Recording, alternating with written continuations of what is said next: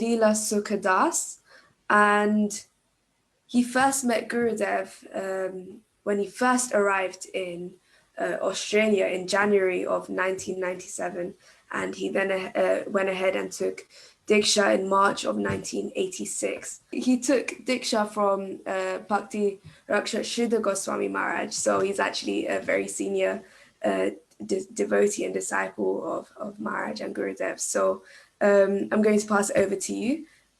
Please, you've got 15 minutes. Magana Tamandasya Gana Gana Salakaya Chaksturnamitamina Tasmai Sri Gurave Namaha. It's only by the mercy of the Guru that we can our eyes can become uncovered and we can see this world as it really is. And unfortunately, I've had knowingly associated with 3 Mahabhagavat pure Vaishnavas in this lifetime. Like many of us, I first came to Krishna consciousness through the great institute of ISKCON. And after some time, I heard about a sadhu, a Srila Bhakti Maharaj, whose books were banned from the temple.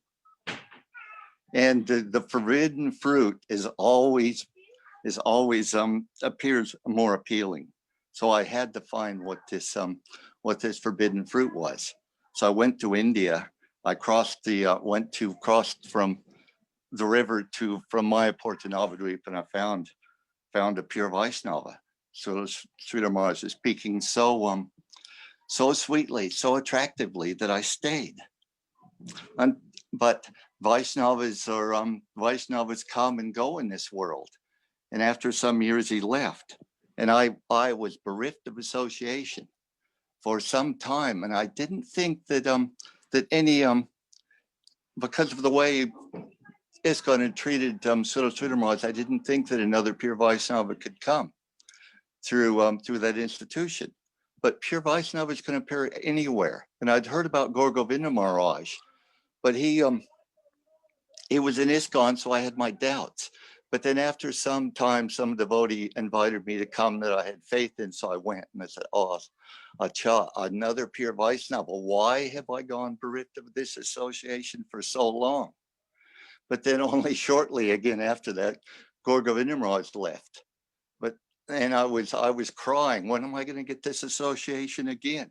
And very shortly, only a matter of a few months, I heard about another sadhu coming to Australia, and he was also banned from speaking in ISKCON. I thought, oh, this is a good sign. This is a very good sign. Maybe this is the real thing again.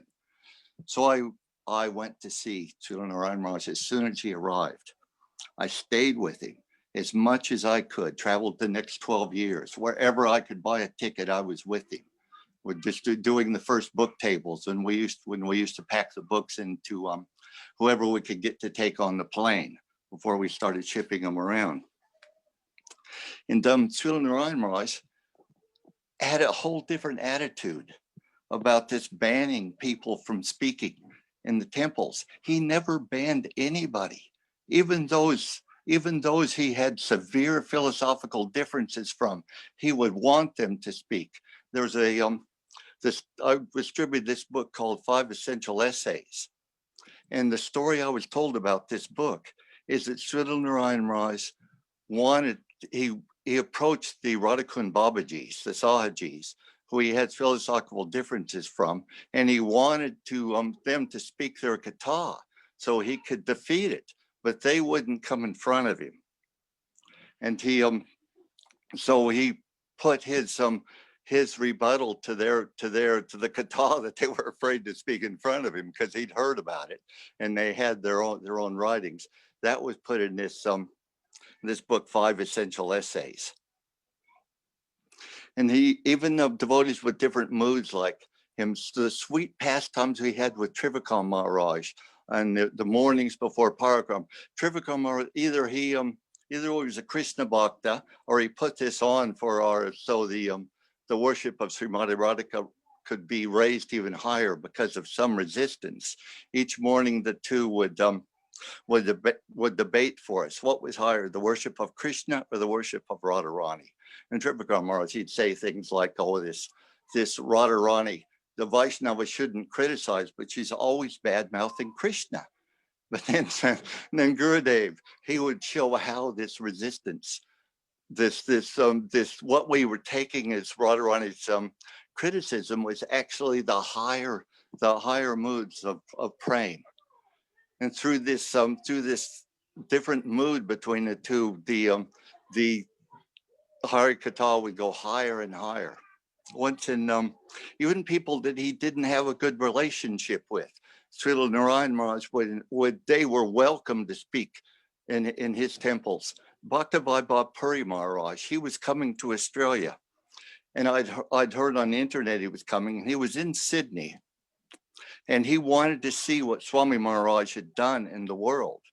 And I thought, well, if he doesn't come to Mawillambar, then he won't see what Swami Maharaj has done in Australia, because Mawillambar is a part of Australia that got changed more by Swami Maharaj than any others, because it's a small community that has become a very large devotional community. So I bought some tickets for his group from Sydney to Mawillambar and invited him to speak at our Srila Narayan Maharaj's temple there in Mawillambar. But Damodar Maharaj, who was Radhanath at the time, he found out about this, and he wrote to me. He sent me an email and said, Lilasukha, what are you doing? Bhakta Puri Maharaj and Srila Narayan Maharaj, they do not have a good relationship. You are inviting somebody to speak in Gurudev's temple who he does not have a good relationship with. And I didn't know that Srila Bhakta Puri Maharaj, he was a Bhaktisiddhanta Saraswati Thakur Prabhupada disciple. He was a god brother of my guru. If he was coming to Australia, wanted to see what Swami Maharaj was doing, I was going to invite him. So I took Radhanath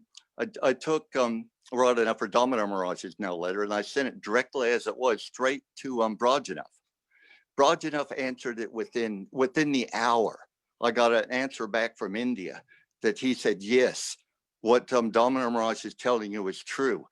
Gurudev, our Srila Gurudeva and Bhakta Puri Maharaj do not have a good relationship.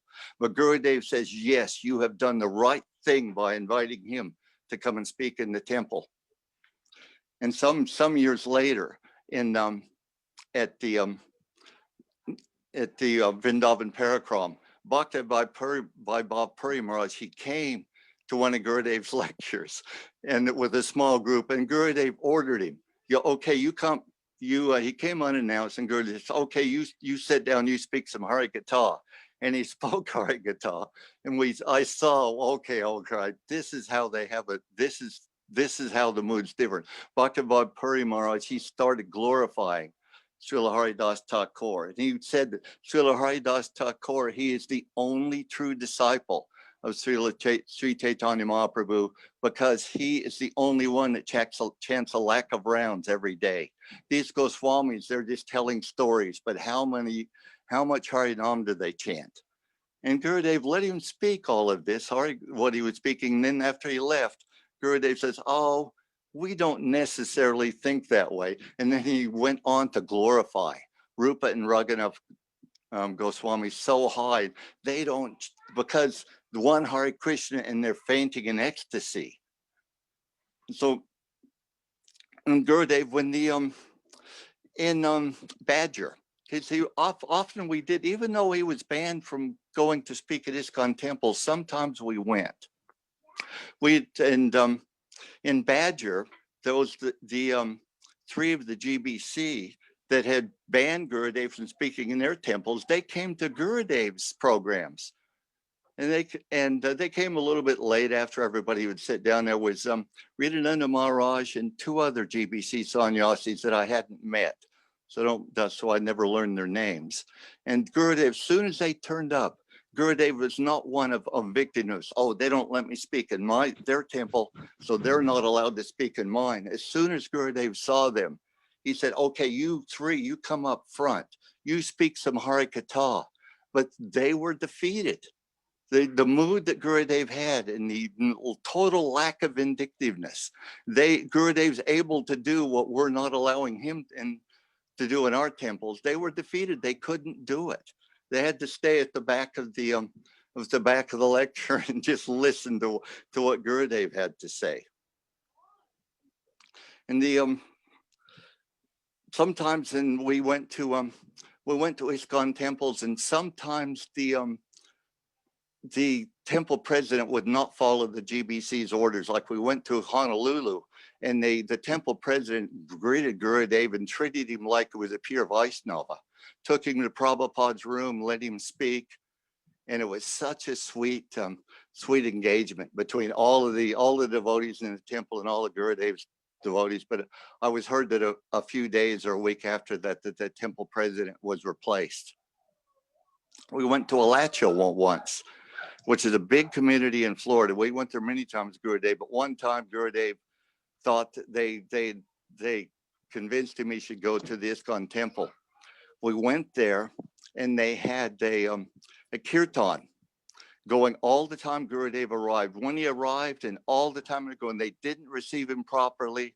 They had about 2 devotees for the very loud kirtan. They wouldn't stop. And then when we saw, Gurudev was not pleased with that at all. When we saw that, they saw that we were leaving, they stopped their kirtan, started their Jai Dwani. But Gurudev, he ordered us to do kirtan over the top of their Jai Dwani. And now that we've known Gurudev's mood about banning others from speaking Harikatha, we have to put a hand on our heart and ask, how is our society doing? Are we open like Gurudev was? Are all of Gurudev's disciples welcome to come and speak in the temples? No, that's not the case. We've gone, in many parts of our Sangha, we've gone down the same path that ISKCON's gone down. Particularly, I know Damodar Maharaj and particularly Prem Parojan Prabhu, they're banned from speaking in many of Gurudev's temples. Damodar Maharaj, he helped establish the temple in Australia that he's banned from speaking in. Prem Parojan, he is doing what no other devotee has yet been able to do. What Srila Bhakti.Siddhanta Saraswati Thakur Prabhupada, he wanted that the devotees with Christian consciousness would be preached to the ruling class. Bhakti Bodayan Maharaj, when I saw him last time I saw him in Melbourne, he said that's why Christian consciousness is not progressing as fast. We don't preach to the ruling class. But Prem Parojan, empowered by Srila Gurudeva, there's no other way he could do something like this. He broke Shikshastakam in the House of Lords at London. He was given an award from the United Nations for the Ambassador of Peace. The BRICS gave him those countries making up BRICS gave him an award for interfaith. The Mahatma Gandhi Award from India was giving him. At this very moment, he's in Moscow, where he's been given another interfaith award and leading the largest congregation of devotees worshiping our Srila Gurudev. And at the same time, he's banned from speaking in many of the temples that say that they're Srila Gurudev's temples. This is, we ask ourselves, how can this happen? How did it happen to ISKCON? Why is it now happening to us? Srila Bhakti.Siddhanta Saraswati Thakur Prabhupada explained this in a lecture he gave in English, known as Putana, where he said, when the pure Vaishnava leaves, there is no power on earth that can stop the Putanas from ascending to the pulpit. And Gurudev spoke about that at Kanti Lal's house after he'd been rejected from speaking at the temple in Fiji. He said, the problem is at the top. That's where these decisions are being made. Not that the general devotees don't make this. And that's why they won't talk about it. And it's because they're fearful about talking about the seniors and things making these decisions that are not good for their society, their bhakti. And it's happened because we live in a sea of atheism. Atheism is surrounding us everywhere. And unless you have a pure Mahabhagavat Vaishnava, like our Srila Narayana Maharaj, you cannot keep that atheism from creeping into your society, creeping into your lives. And this is so important. And so that we understand who Srila Gurudev was and how important he was and how helpless we are without his association. And I think my time might be close to up. Yes. So Very close. I'll end here if I may, and I'll ask for forgiveness from anybody that if I've pinched their hearts in any way. I think Gurudev would be pleased with me. I've been bold enough to speak up about this. Vanchakalpatubhyascha kripasidhubhevata patitanam pavanibhyo vaishnavabhyo namo namaha. Thank you so much for your words, Prabhu.